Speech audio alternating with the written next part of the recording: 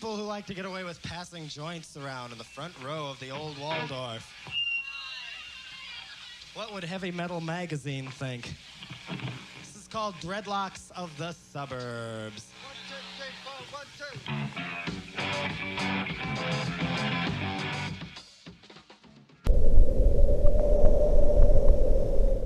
2. The Ramones were an American rock band that formed in New York in 1974.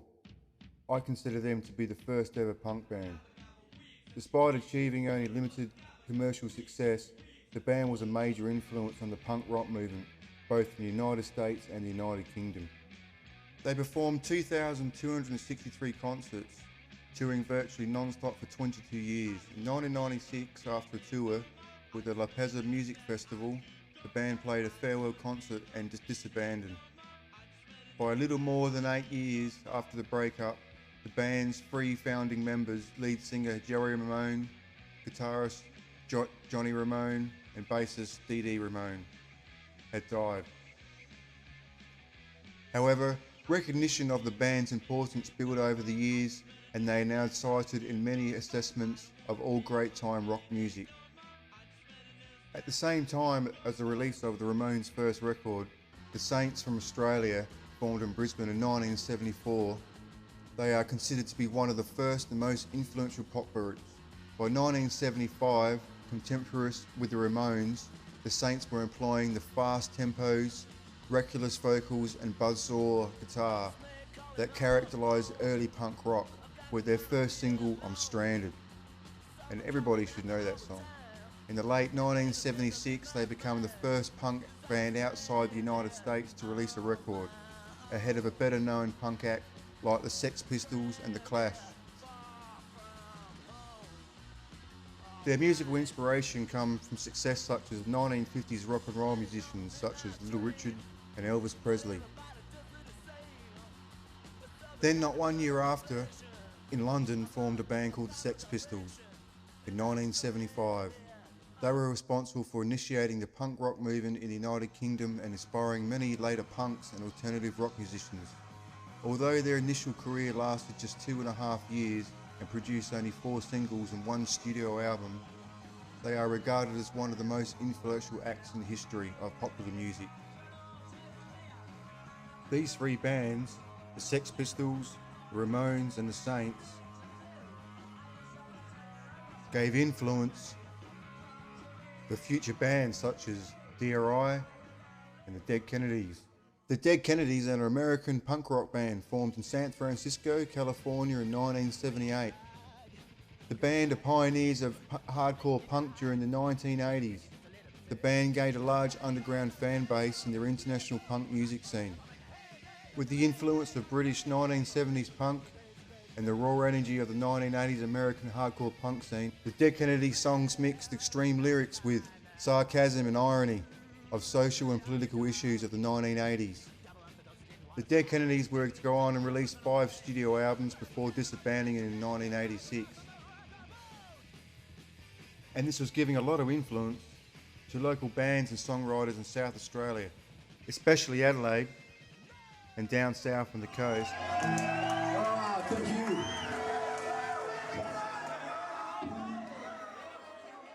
The mid-coast bands were to be valued to the locals who saw the gigs, with the atmosphere, the bands together with the crowd created, together with the surrounding surf and skate culture, to be a valued moment in their life, and the memories they all have inside and treasure, and even still today.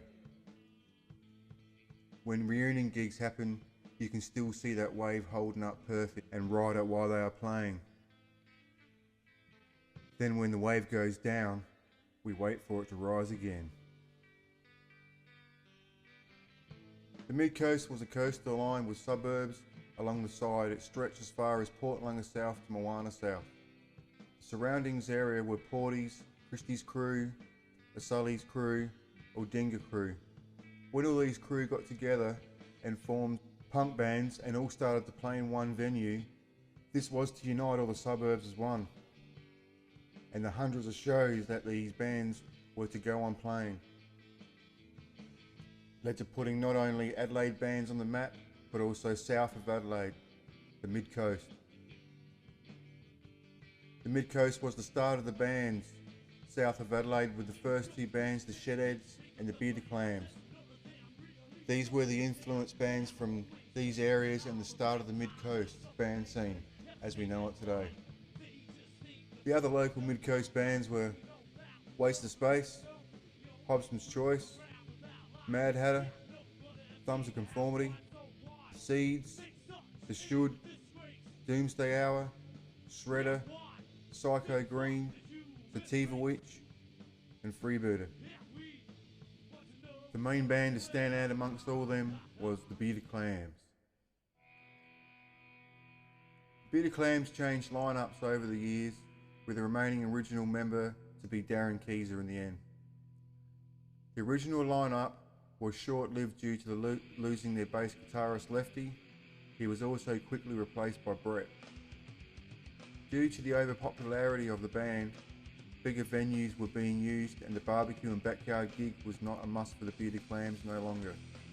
With the new lineup of Darren Keyser, Beads, Rowan, Brett, they had great success playing Adelaide and the southern venues, with local and international bands backing them up and playing with them. After their drummer Beads decided to no longer play anymore, he was replaced by Wally. The band once again were back in the ball game within weeks with the third lineup. They went on to be very successful, packed out crowds and punters singing to the words along with the band.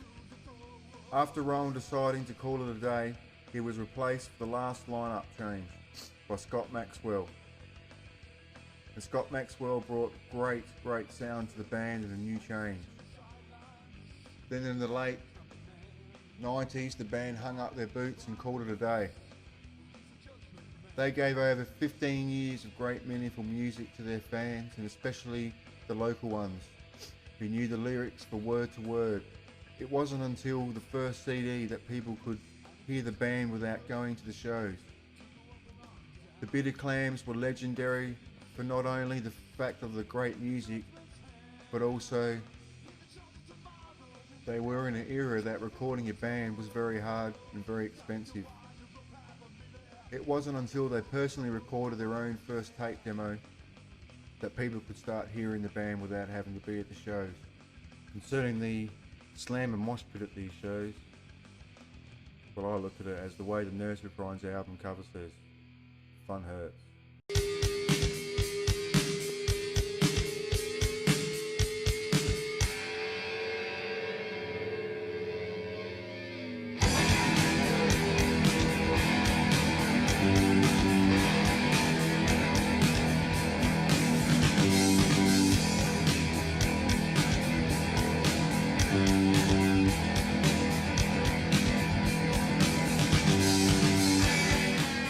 Market Kane is a hard rock alternative metal band from Adelaide, South Australia.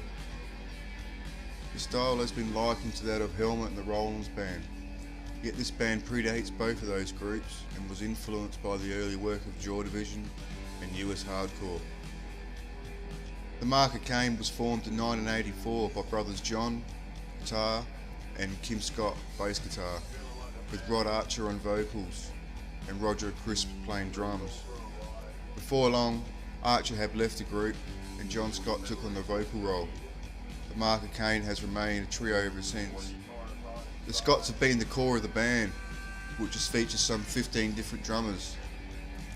Currently that position is held by former Helmet member John Stainer, who is also currently with Tomahawk and Battles.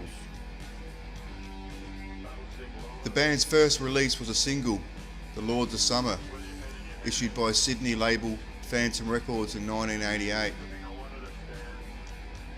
In 1993, they released an EP called Incoming. This was the record debut for Robinson's replacement, Aaron Hewson, who had joined the band shortly after the release of The Unclaimed Prize.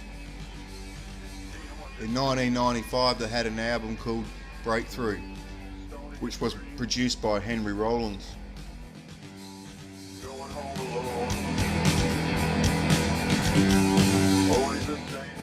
Where's the Pope was a hardcore punk band from Adelaide, South Australia, formed in 1985.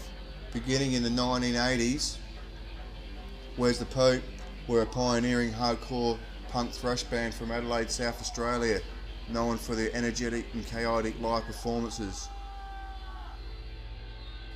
and also bringing a USA type sound to South Australian punk scene. Together for around 18 years, they released 4 albums.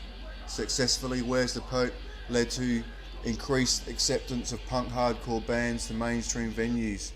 The final lineup for Where's the Pope, there were many changes, but the final lineup was Frank on vocals, Rob on bass, Tox on drums, Alex on guitar. The band split up just after releasing their final album CD entitled PSI, released on Resist Records. Their final show was at the Holdfast Hotel in Glenelg. Due to such a big turnout, there were 2 more shows scheduled to accommodate for all the fans. Where's the Pope reunited in January 2005 for a show at the Enigma Bar, Adelaide. Sell out within an hour of the doors opening. Another wildly successful reunion occurred in 2006, but it now appears that sadly the boots have hung up on the Where's the Pope madness.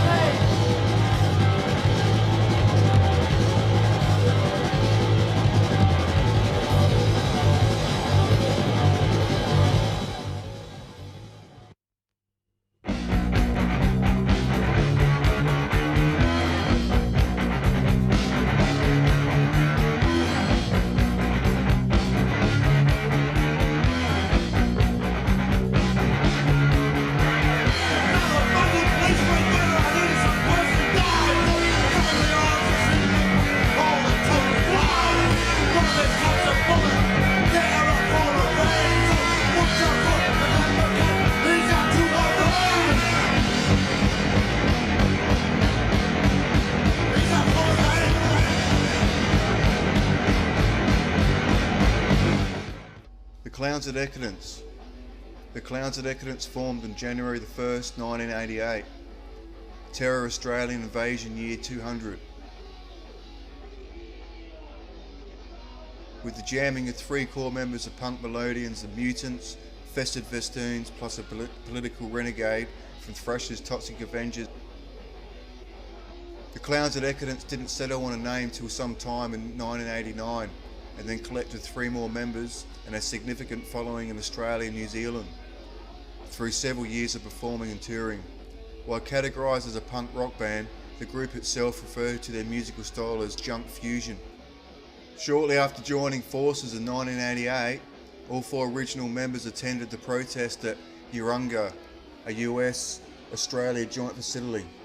The band's performances were to become marked by a chaotic circus-style show, which grew and developed over the years, from the simple wearing of face paint, clown costumes, and delivery of a strong anarchist message to circus stunts such as fire breathing, the fishbowl of doom, balloon drop of nakedness, the giant community doobie. Insane and detailed artwork for the band's elaborate stage props, posters and album covers were generally the original work of drummer Trola Bola Snatcher Ruza, an accomplished visual artist. In the early hours of January the 1st, 1998, in the beer garden of Adelaide's Producers Hotel, the Clowns of Decadence finished their last live performance. 10 years to the day after the core first jammed, shortly thereafter bass player Marshall Benzie, youngest clown, joining the troupe in 1993, left the band, and the band was never to play again.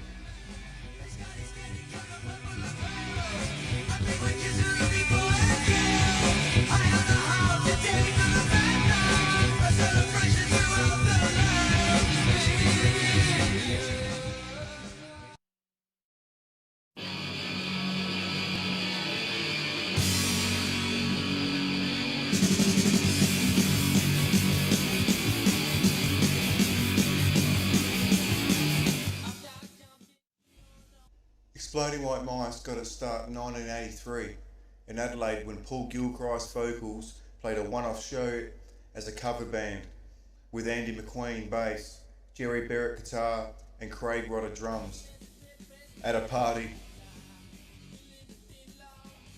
It was Paul's first band and he had previously been in the bands The Deviants and the Crunch Prats, and Craig drummed for the Screaming Believers. The show went on enough that the group decided to play together regularly. One of these shows was attended by Giles Barrow, who was the first guitarist of the band Zippy and the Coneheads and Chaos. He ended up joining a group on rhythm guitar. In 1984, they began playing irregularly in Adelaide at the Cathedral Hotel. Jerry left and was replaced by the former Spitfire and Tombstone Shadow member Jeff Stevens. At this point in the group's history, they were all primary still but a cover band, but soon after began working on originals. After ending another former member of Zippy and the Coneheads, David Bunny, the group released an EP 1985 Nest of Vipers on Australia's Greasy Pop Records. In 1990, the group toured Europe and released a half studio, half live, self-entitled LP on Normal Records. Shortly after, Gilchrist left the group and Jeff Stevenson took over on lead vocals. David's brother Andrew Bunny replaced Stephen on guitar. In the summer of 1991, they began recording again. However, when the Greasy Pop label went out of business that year, they could not find a local distributor for the album and ended up releasing the record on Normal Records in Germany and NKVD Records in the United States. The group's final release was 1994, We Walk Alone.